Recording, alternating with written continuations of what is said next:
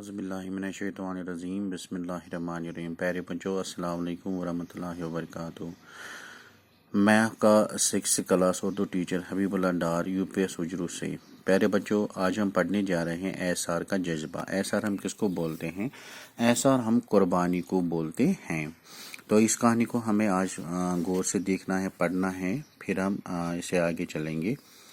تو میں اسے پڑھنے جا رہا ہوں، آپ بھی دھیان دیجیے۔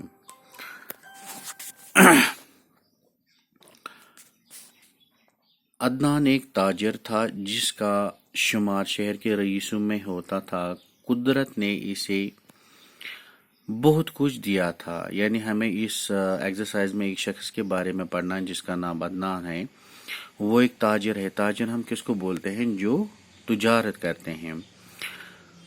قدرت نے اسے بہت دولت دی تھی۔ اگر نہیں کچھ دیا تھا تو وہ تھی اولاد کی نعمت، یعنی سب کچھ اسے اللہ تعالیٰ نے دیا تھا، لیکن اولاد کی نعمت سے اسے محروم رکھا تھا۔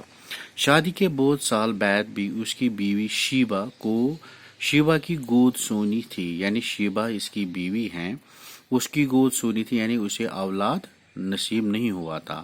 اولاد کی حسرت نے ان سے کس در پر دستک نہ دلوائی، یعنی اولاد کی خاطر وہ ہر کوئی جو جگہ ممکن اسے ہو سکتی وہاں پہ گئے اولاد کو مانگنے کے لیے۔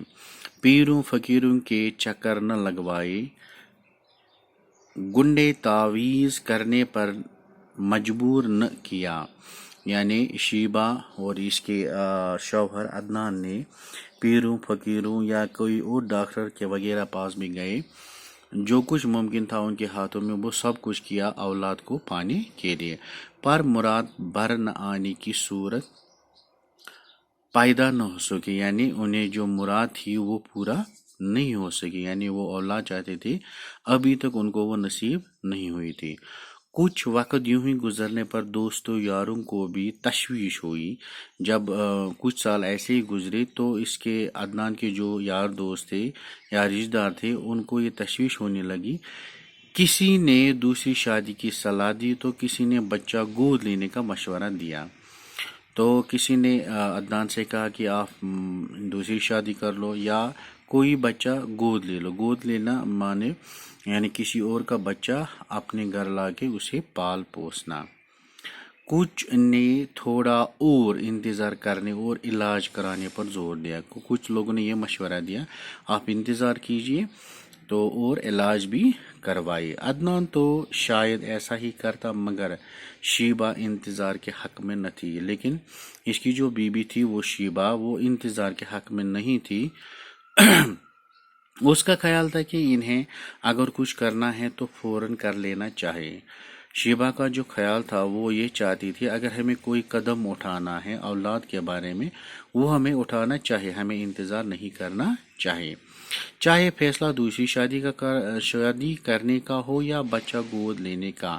دو ہی فیصلے تھے، یا تو اسے دوسری شادی کرنی تھی عدنان کو یا کوئی بچہ گود لینا تھا۔ انہیں فوراً کچھ نہ کچھ کرنا چاہیے، یعنی شیبہ کہتی تھی کہ ہمیں کچھ نہ کچھ ضروری کرنا ہے۔ عدنان کو چونکہ دوسری شادی گوارا نہ تھی، اسی لیے فیصلہ یہ ہوا کہ کسی بچے کو فوراً گود لیا جائے۔ یہ جو عدنان تھا وہ کہتا تھا میں دوسری شادی نہیں کرنا چاہتا ہوں، تو یہ فیصلہ ان دونوں میں یہ ہوا، میاں بیوی میں یہ فیصلہ ہوا کہ ہمیں کوئی بچہ گود لینا چاہیے۔ تو پیارے بچوں، آج اس سبق کے ہم نے پہلا حصہ مکمل کیا، آگے چل کے انشاءاللہ دوسرا حصہ اس کا مکمل کریں گے۔ تب تک کے لیے خدا حافظ۔